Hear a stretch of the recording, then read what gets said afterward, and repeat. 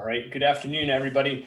Again, my name is David James. I'm a director here at District Management Group. We are a Boston-based public education consulting firm that is partnering and very excited to partner with the Louisiana Department of Education. I'm excited to welcome all of you today to our first of 3 best practice webinars that we will be hosting over the course of the next roughly 6 months on the topic of addressing unfinished student learning. Today's session will provide an introduction to 6 best practices related to addressing student unfinished learning. We'll have an opportunity to go deeper into a set of those practices today, and we'll continue to revisit those best practices over the course of the summer and the fall. Today's session is also being recorded for folks that are not able to attend. We will start today's webinar with a brief introduction to District Management Group's partnership with the Louisiana Department of Education. We'll then outline the differences between unfinished learning and unfinished instruction, and before diving into those practices. So the LDOE has partnered with our firm, DM Group, to provide supports to educators across the state. Our team helped prepare a comprehensive guidance document for LEAs that includes details about best practices for addressing unfinished learning and meeting the needs of diverse learners, a document of which I suspect many folks on this call today have already seen. We're also preparing a series of live trainings and supports just like this one between the spring, summer, and fall of this year to help LEAs implement best practices in their district and system. Nate, if you wouldn't mind switching the slide. As background, DM Group was founded in 2004 with a mission to achieve systemic improvement in public education by bringing together education and management best practices. We partner with districts from across the country to help address their most pressing needs, both large and small, and in rural, suburban, and urban areas. We've had the honor and privilege of partnering with and supporting districts across the state in Louisiana over the past decade, and are excited to work with all of you today and over the course of the next couple months. At this point, let me turn it over to Nate Levinson, a senior advisor at District Management Group, to guide us through today's session. Great. Good afternoon, everybody. Super excited to be with you. Obviously, this is a topic that is near and dear to us and to you. That's why we've carved out time out of really busy schedules. We know, you know, that we are approaching the end of a year like none other. It was really tough on leaders, it was tough on teachers, and it certainly was tough on a lot of students. And if we're really honest with ourselves, before the pandemic came, we had too many students who were not college and career ready, who had not mastered reading and other skills, who weren't really ready to thrive post-graduation. And this pandemic just made things so much worse. That's the only down news for the day. This is really an upbeat conversation because there has been so much research over the last 20 years about how do you accelerate learning, how do you catch kids up, and we want to share those practices with you, really try to be very practical about how you can implement them. And as David said, this is the first of multiple sessions and multiple forms of support.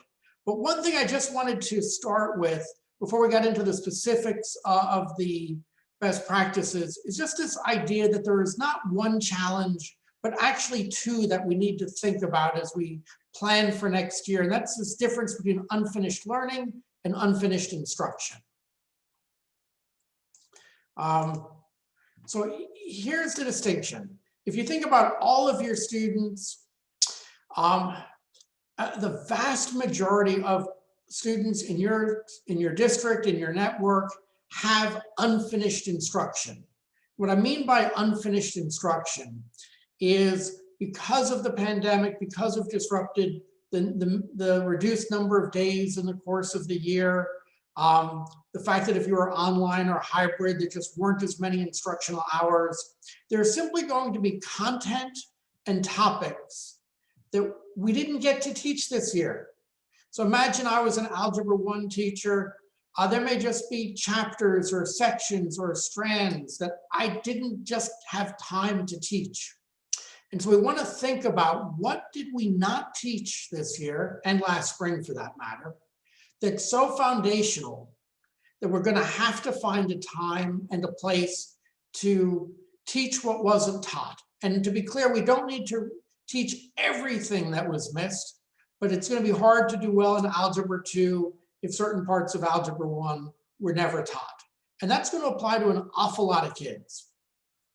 Then the other kind of challenge we want to address is unfinished learning, where we did teach it, we did assign it, but kids didn't master it. And that could be because this current year was just hard for kids to engage and master. But it could also be that it was things we taught last year and the year before and the year before that kids haven't mastered. So unfinished learning is things we have tried to teach, had that opportunity, but the students haven't yet mastered those skills. And we want to make sure as you all plan and we support that planning going forward, that we have very concrete plans for both unfinished instruction and unfinished learning, and that those plans are actually going to be different because the needs are different and the number of kids that need that support will be different. Just wanted to kind of set that background concept. But now let's talk about, what does the research say?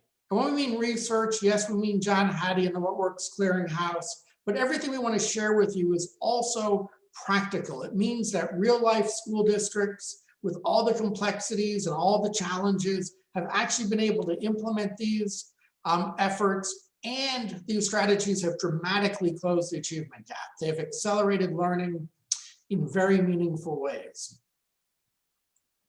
So 6 best practices, we're going to go deep into 4 of them today.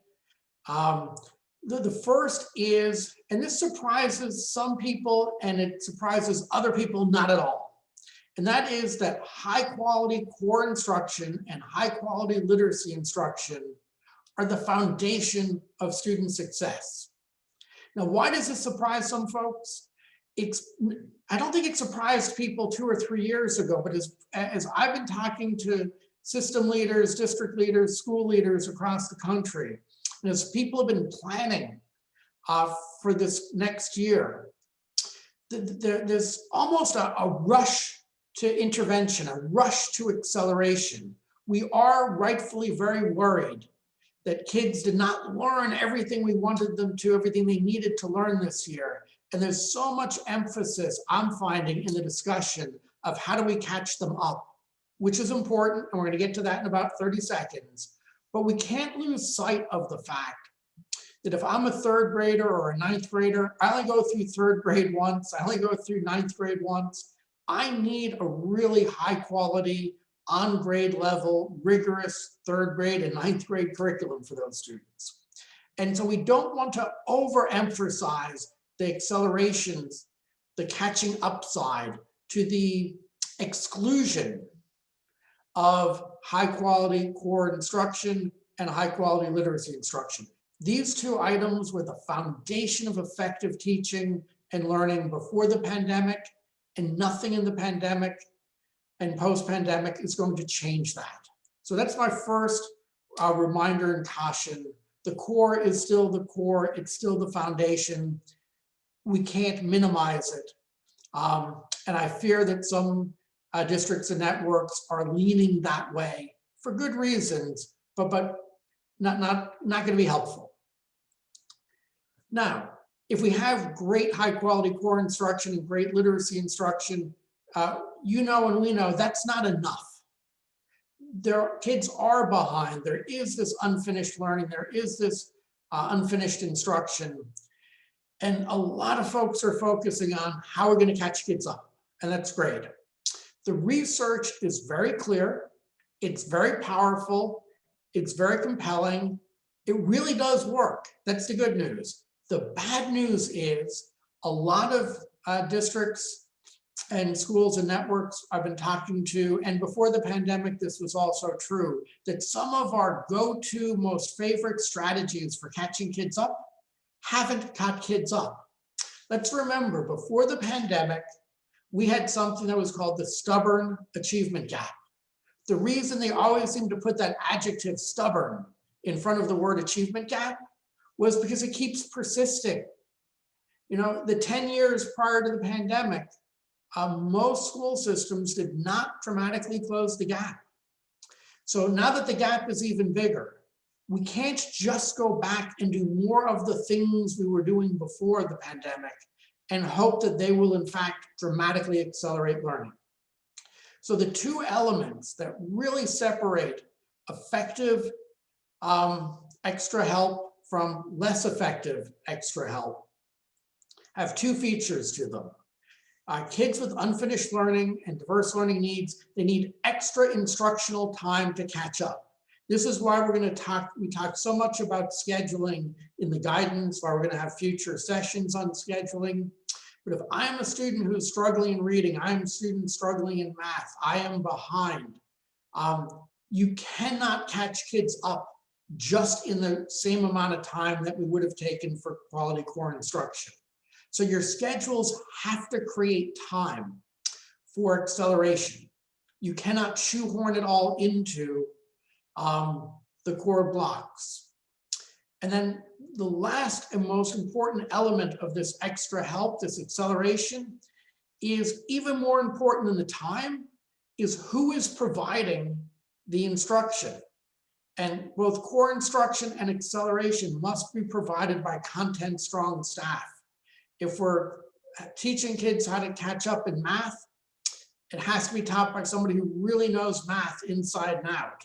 If a student is struggling to read, we need to accelerate reading growth. It's got to be taught by somebody who's an expert in the teaching of reading.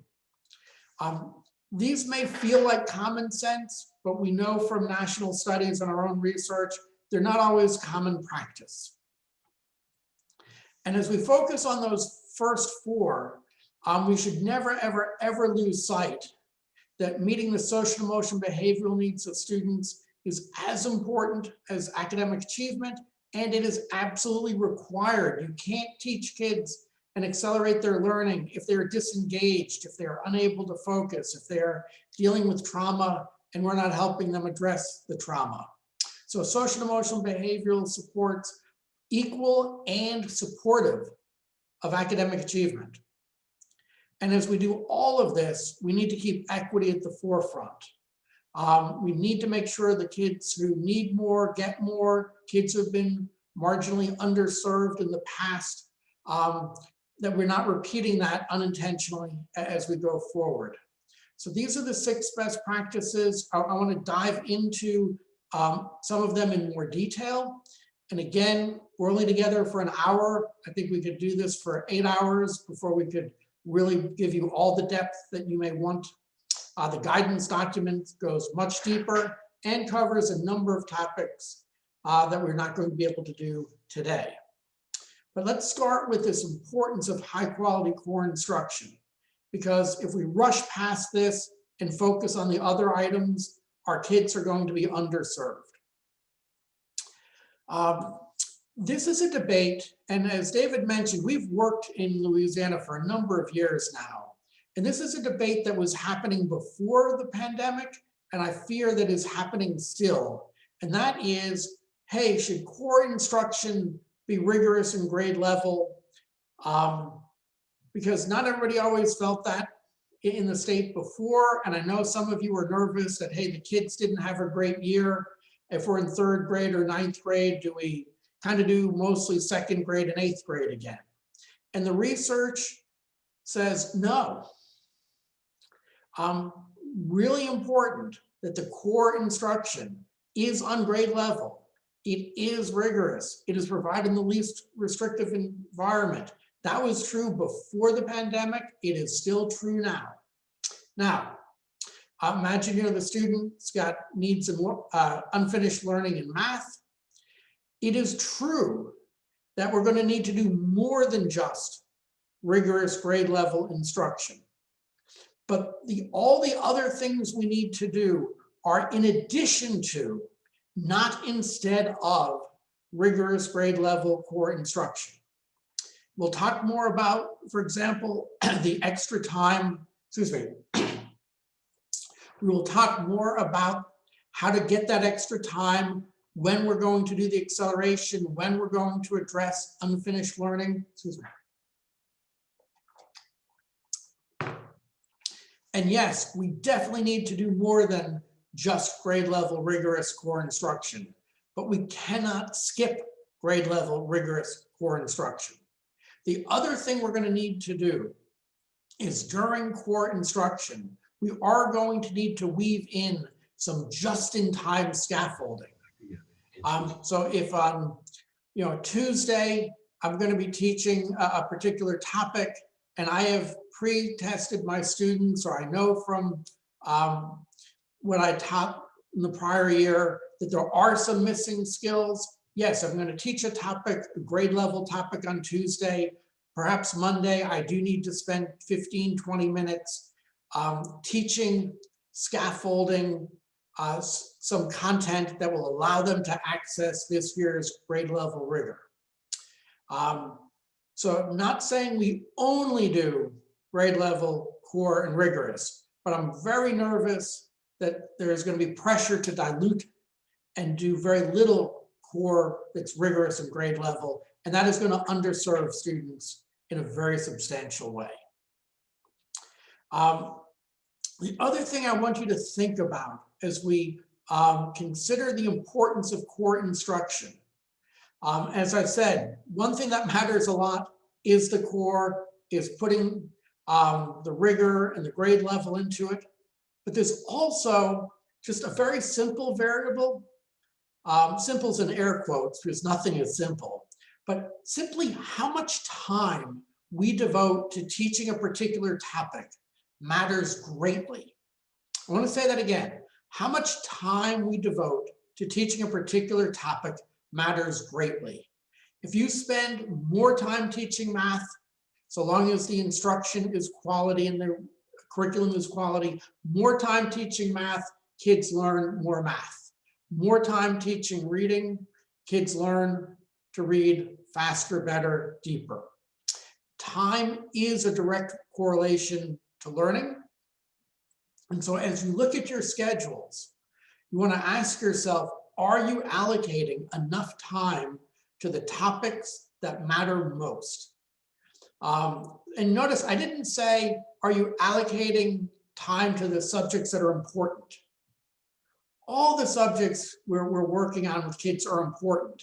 This is a tougher decision. What is most important for where our kids are at post-pandemic? Do we need to put more time into math for kids who have really fallen behind? Do we need to put more time at the early grades into literacy if we've got kids who really didn't make much reading growth this year? Time's an important variable. And so if you go back next year and have virtually the same schedule that you had before the pandemic, that's probably a problem because your kids are not in the same place. And how much time you devote to things is a strategically important criteria. Now, let's assume you're on board, you already knew this, or I convinced you in the last couple minutes that core instruction matters. You're going to keep it rigorous, going to keep it on grade level. You'll do some just in the moment scaffolding. I've convinced you of that. And you say, yep, we want to do this. So how do you make sure your core instruction is really impactful? The answer is instructional coaching. There is no strategy that is more impactful in improving the quality of teacher practice, of improving the quality of what happens during the core time than instructional coaching. I know we've got some money from the CARES Act. This could be a really good use of resources. We'll talk in other sessions about where do you find these folks, because I know high quality coaches don't grow on trees, but they are out there. But coaching really changes behavior. And I want to contrast that to professional development. I worry that a lot of you are going to use a lot of dollars on professional development this year. The research says if you have a lecture, a presentation, and I'm going to confess, if you do what we're doing today, where David and I are talking to you, hopefully interesting and charismatic presenters who know something, here's what happens. You will be informed. You might even be inspired. You will be knowledgeable, but you will not change your behavior. The research is really clear that a session like today makes you aware, but it doesn't change what you do. It's in fact why our support through LDOE has so many more elements to it, because we know that professional development alone doesn't change what you all do. And that is true for teachers. Coaching impacts teacher practice, and that in turn impacts student outcomes. So I really want to encourage you to amp up coaching in pursuit of high quality core instruction. And the last thing about core instruction, if it's really important, and I told you you need more of it and you need to make it impactful, I want you to pause for a moment and think of students, particularly students with mild to moderate special needs or kids learning English. In most school districts across Louisiana, kids with mild to moderate disabilities get less core instruction than kids who don't have a disability. I want to say that again. Kids with disabilities often get less core instruction than the kids who aren't struggling as much, who don't have a disability. Why is that? Because if you don't build your schedules really carefully, maybe they get pulled out of reading to get speech therapy. And I'm not knocking speech therapy. I had 6 years of speech therapy. Nobody could understand a word I said. Now I talk for a living. I owe my future to speech therapists. But if you're pulling out of reading for speech therapy or OT or other services, I'm falling behind in reading, and that's not helpful. And if you're giving me reading support during math, now you're going to create unfinished learning in math as well. So you need to build schedules, and it can be done. We can show you how, but you need to build schedules. I'm not saying don't do speech therapy, don't do special ed reading, but I'm saying you need to be much more thoughtful about when that happens, because it turns out too many kids are getting less core instruction, not more core instruction. So what I want to do now is stop talking and give you all a chance to learn and share with each other. I'm going to ask David to put us into groups for about 7-8 minutes. And here's the question. And if one person would help facilitate, here's the question. Could each of you share one strategy that you are considering in your school or system to help ensure students receive high quality core instruction next year? Because that is going to be the foundation of acceleration. So David, if you could break us up, and if folks could share how are you going to tackle the ultra importance of core instruction?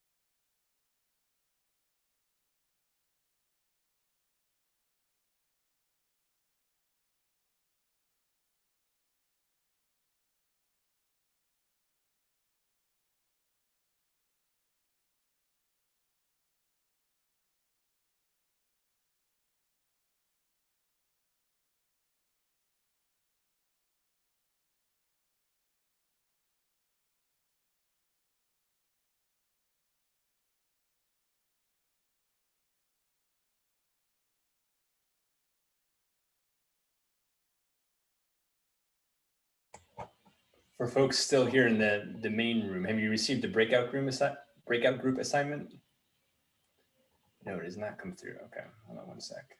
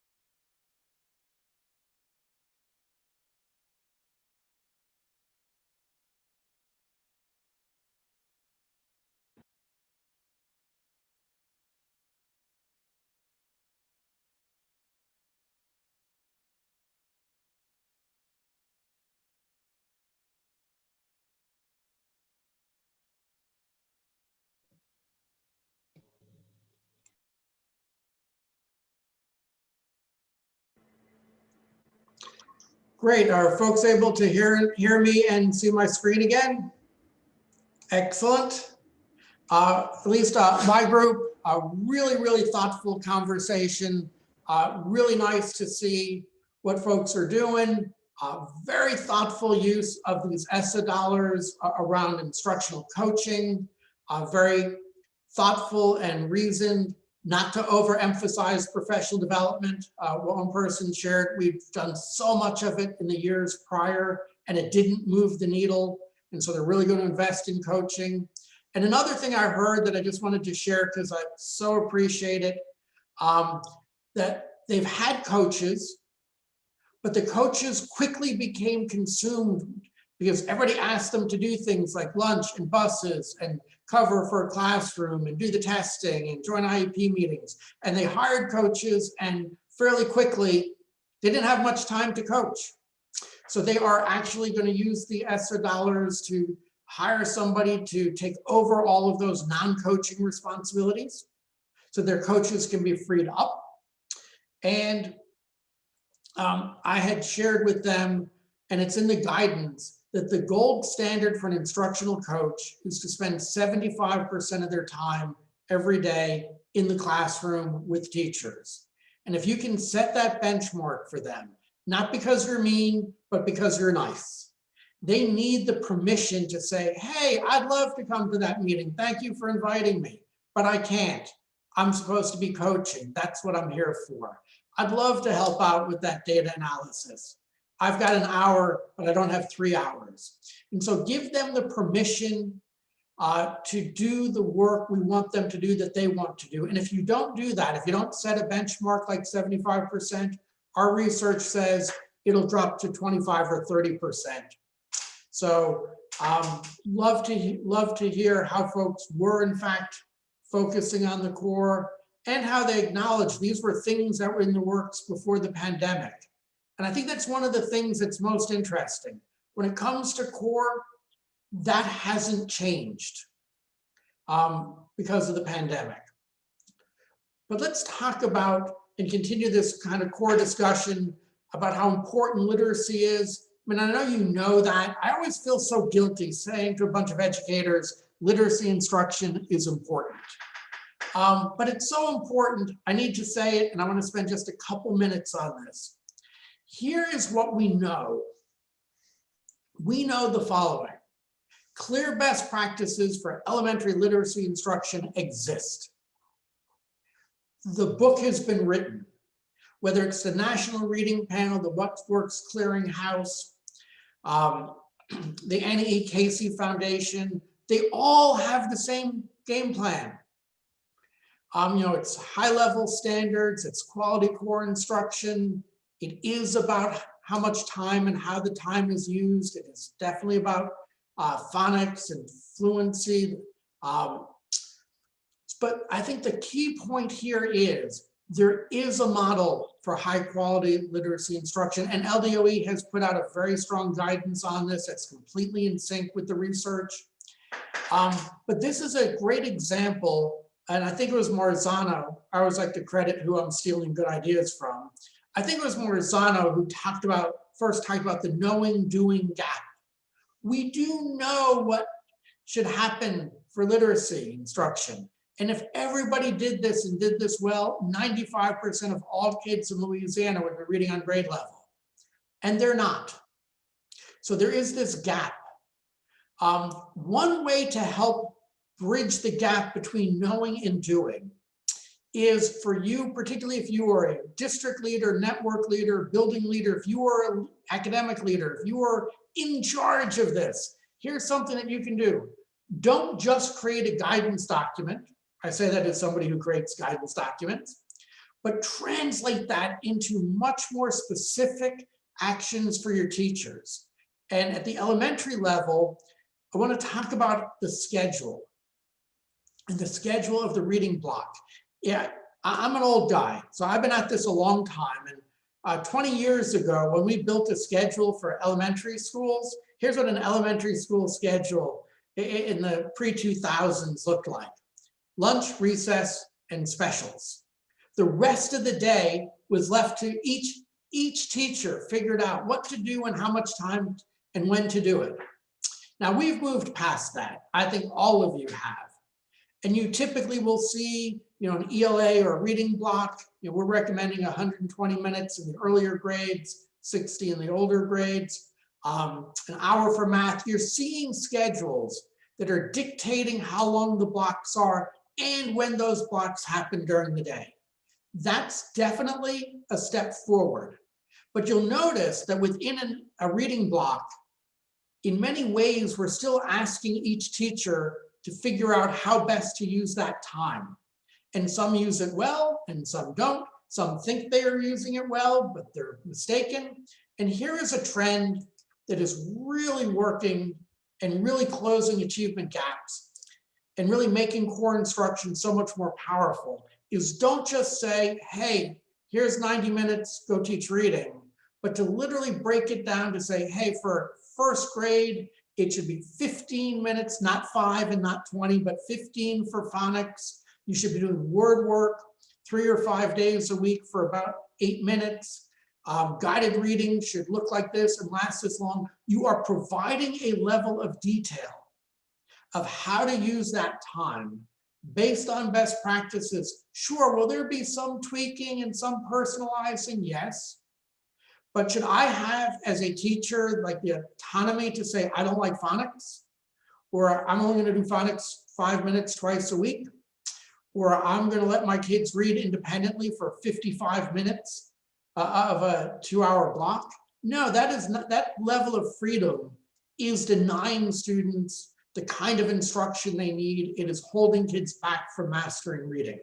So, reading is so important, but make it specific. Develop this in conjunction with teachers. It doesn't have to be top down, but don't leave it to every single teacher to figure out how best to use the time, because too many of them are not doing what the research says will be a game changer. So we've talked about core instruction. We've talked about literacy. That's the foundation, but it's not sufficient. What we also need to do is provide time and the right staff to accelerate learning, because the gaps were big before the pandemic and they're bigger now, and they're going to be bigger on the first day of school next year. One way of doing this, it's not the only way, but at the elementary level, building in an acceleration and an enrichment block. This is giving you dedicated time every day. Students will get what they need. If it's enrichment because they're not behind, great. If they do need acceleration, this is when you do the extra instruction. It also gives you a block of time that if a student's going to get special ed services, some could be during this time, so they're not missing reading and math core instruction. This is you're creating the space for that extra help, that acceleration to take place. It's a very powerful strategy. If the entire grade level has acceleration at the same time, imagine 4 first grade classrooms have acceleration at 9:30. It means I can group kids across 4 different classrooms. It means that reading teachers and special educators can group and pull kids across 4 classrooms at the same grade level. Our guidance tells you a lot of detail about how to do this. We'll also be having other webinars on the scheduling details of this, but know that scheduling extra time for acceleration, like an acceleration and enrichment block, very powerful strategy. What's also important, and this is a real caution, folks, grouping the kids for acceleration by area of need is more valuable than having a small group. So I'm going to say that again. Grouping kids with similar needs is more valuable than having a small group. In Louisiana and in many other states, you all love small groups. If you could do extra help one-on-one, I think you would. I know you think 3-to-1 is a whole lot better than 5 kids in a group. But here's the deal. So here's a small group for reading acceleration. 3 kids, kind of small, right? But the 3 students, maybe they all got pulled from the same classroom. One struggling in vocabulary, one in fluency, and one in comprehension. It's only 3, but it's 3 different needs. Now here's a slightly bigger group, 5 kids. 5 is bigger than 3, I get that. But imagine if all 5 of them, their primary struggle was fluency. Imagine you're the teacher, you're a reading teacher. It's going to be so much easier and so much more impactful to spend the next 30 minutes working on one skill that all 5 kids need than having just 3 kids, but 3 different skills. We need to move past our love affair of small groups and move towards smart groups. And these smart groups can be a little bigger. They're going to be more impactful. So what we're recommending, acceleration 3 to 5 times a week, up to 5 kids at the elementary level, up to 15 kids at the secondary level. But the key is 5 kids with a similar need, even at the secondary level, 15 kids who are behind in math by 2 or 3 years, or who are struggling with number sense, issues from the prior years. We can talk more about in the guidance we do, how these groups might be formed, but move past thinking small is best and think smart is best. Common areas of need make the instruction easier and more impactful. At the secondary level, it's the same but totally different, of course. It's the same, meaning kids need all of core instruction. So they're going to get a period of math, for example. But they also need extra time to catch up. They need math acceleration, whether it's a middle school or a high school. There needs to be an additional period for kids who are struggling in math, or could be struggling in English, or could be kids who are struggling in reading. Reading, math, and English, 3 topics that are the most common acceleration needs. During that acceleration period, we're going to identify what needs those kids have. We're going to teach those skills that they haven't mastered. We're going to teach the skills they're going to need next week to scaffold to next week's core instruction. There's so much we need to do. People need time to teach it. So whether it's an acceleration block at the elementary level or a block at the secondary level, extra time has to be built into the schedule or kids are not going to catch up. Where do you find the time? I know that everybody's thinking that, and again, lots of specific recommendations in the guidance, but I want to give you just a couple examples, particularly at the secondary level. We have looked at schedules across the country and across the state. Some of your kids, and everybody says we don't have 45 minutes laying around that we could possibly use for acceleration. Well, some kids have something that's called like a daily advisory. You know what? You're not really, an advisory is important, but if you're doing it every day, you're not really building relationships 45 minutes, 5 days a week.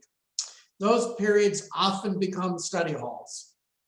That do the advisory 1 period a week and schedule in acceleration the other 4. If I'm a student with disabilities and I'm going to the resource room, that's already in my schedule. If I'm going to a resource room because of academics, I am better off not going to the resource room and going to math acceleration or reading acceleration. So you don't want to do this on top of all the special education services. It can be through the IEP process, part of the special education services or part of the services kids with disabilities get.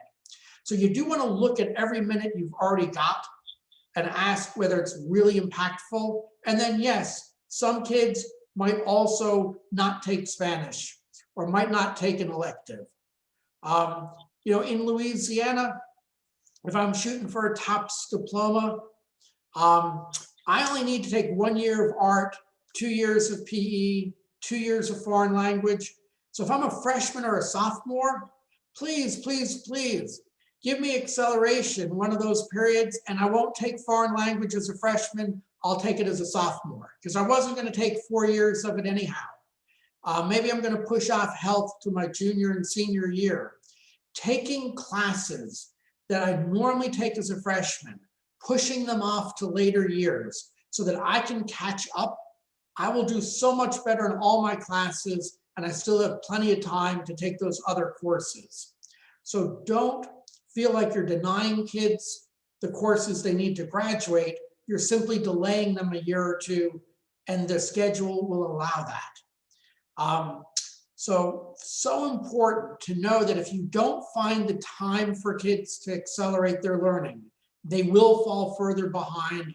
They will want to, some of them will drop out. And so nothing is kinder than helping them catch up. Now, here's the hardest part, and I'm going to wrap up in the next minute or two.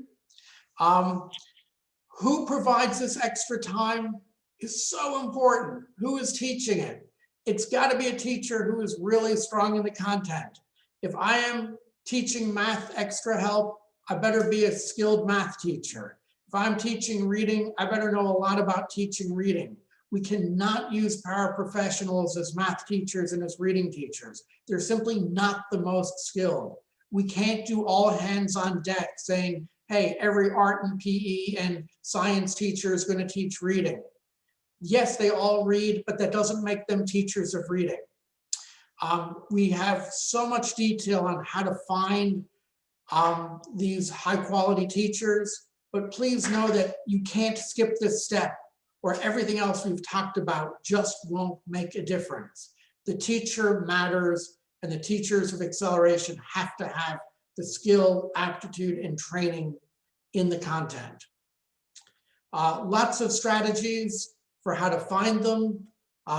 Slightly larger class sizes to free up a math teacher to be able to teach, instead of 5 core classes, 4 core classes plus acceleration. So I want to do a quick poll, David, if you would launch. Just curious, at this moment in time, which of these options get you excited? Repurposing some time to find advisory, to find acceleration time, delaying some typical freshman and sophomore courses, or perhaps combining some courses, some sections to free up your content strong staff. So take about 30 seconds. Love to know what people are thinking.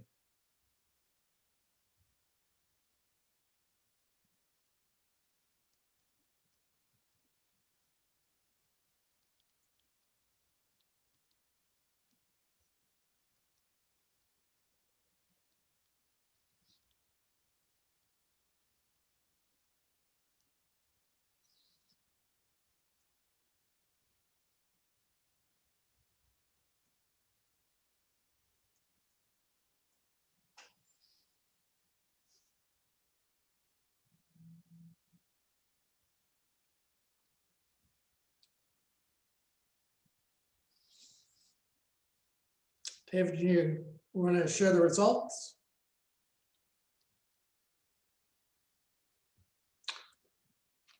Excellent. So I'm definitely seeing a lot of interest in that repurposing of time, and that it just really warms my heart, because every minute is precious. We just need to, again, last year's schedule can't be the best schedule going forward. We need to reevaluate how every minute is used. And again, the guidance gives you even more recommendations on how to find the time. Here's what I want to do. We've only got a few minutes left. This is the start.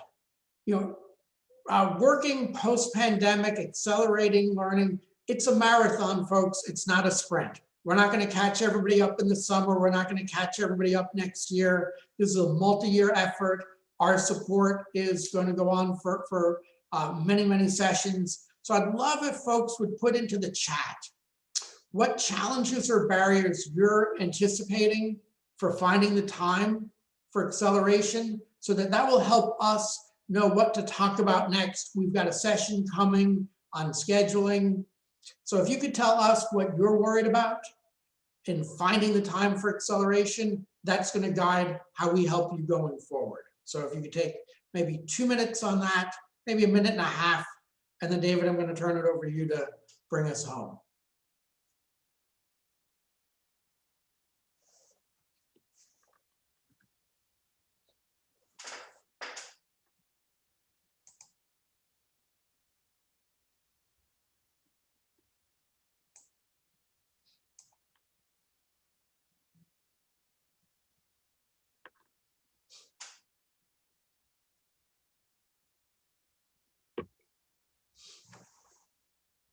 So I'm watching these answers roll in. I see so many folks are worried about the staffing. I feel your pain. I know that is a challenge, but I really, trust me for the moment, there are some really good strategies to extend the reach of the staff you have and some new strategies for how to hire new folks with the skills you need. Those ESSER dollars are going to make it at least affordable, if not easy. So we will definitely come back to you with more ideas on how to find the staff. And I certainly encourage you to look at our staffing section of our guidance, where we also give you some suggestions. Also noticing a lot of people talking about the resistance. Yes, this is different. It is different, but now is probably the best time and to work through that resistance and really emphasize with teachers and building-based leaders. Our kids went through the most traumatic, most disruptive year plus, really probably in the history of public education, certainly in my lifetime. We just can't go back to doing what we did before. Quite honestly, it wasn't quite good enough then, and the needs are just so much greater now. So I'm hoping that we can seize this moment. I'm a practical person. I know that people are spent and tired, but our kids just are demanding that we take and embrace new practices. And I hope these best practices help guide your way. David, why don't you share how we're going to be able to help folks with that as well? Great, thank you, Nate. If you could skip to slide 29, one more. So in addition to this webinar, DM Group is hosting a series of job-alike sessions next week. The purpose of these sessions is to both share a set of emerging and best practices related to topics and challenges specific to each of the groups, as well as provide some structured time for participants to connect with like-minded peers in similar roles across the state. I'm going to chat out the registration link here in just a moment. And so if you are interested in joining one of these sessions, and we certainly hope you are, feel free to join us next week to go deeper into some of these topics more specifically for these different types of jobs and roles. On the next slide, we are also hosting a regional technical support series. And so this is a set of live technical training and support sessions to LAs across the state. And this technical support series will be provided over the course of about 5 months and involves a combination of regional meetings and targeted coaching. So there'll be 3 regional sessions, one in May, one in July, and one in September, where we will go in depth into these topics and the best practice guidance and help district and system teams plan for implementation in their specific context. Part of that will also involve some just-in-time coaching sessions for LEAs to help them think through district-specific challenges and problems. To learn more, I'm going to chat out a second link specifically for these regional support sessions. We ask folks to register by June 18th to engage in these sessions. And this is an additional opt-in support for LEAs, $2,500 per LEA, which is subsidized and sponsored by Louisiana Department of Education. And just let me give like a 10-second additional shout out to these. This is to bring, I used to be a superintendent. This is to bring it a group of leaders, up to 8 folks, to really get both advice from us, but time to work on these issues, to be able to ask questions of experts like David and myself, to learn from your peers. So these are like kind of roll up your sleeves, work on these challenges, come with the problem, leave with the plan, and then after the sessions to be able to reach out to David, myself, and others with very specific questions. So it's really very targeted to the specific needs of your school, of your district, of your network. I think it can be really powerful support. Hopefully folks will find that to be helpful as well. Excellent. And finally, on the next slide, we are eager and interested in your feedback. We asked folks, and again, I'll chat out the final link here at the end, to take just a minute or two to share your thoughts, help us to continue to improve our support for you all going forward. And with that, thank you everybody for joining today's session. We're looking forward to continuing to partner with all of you in the months ahead to address unfinished student learning. Have a wonderful rest of the day. Yeah, thank you all for coming. Thank you for all that you've done this year. I know it has not been easy. I know next year it is a heavy lift as well. We're just excited to be able to partner with you and hopefully make our hard job just a little bit easier. So thank you so much, everybody. And please do fill out the survey. We want to know how we can get better and better.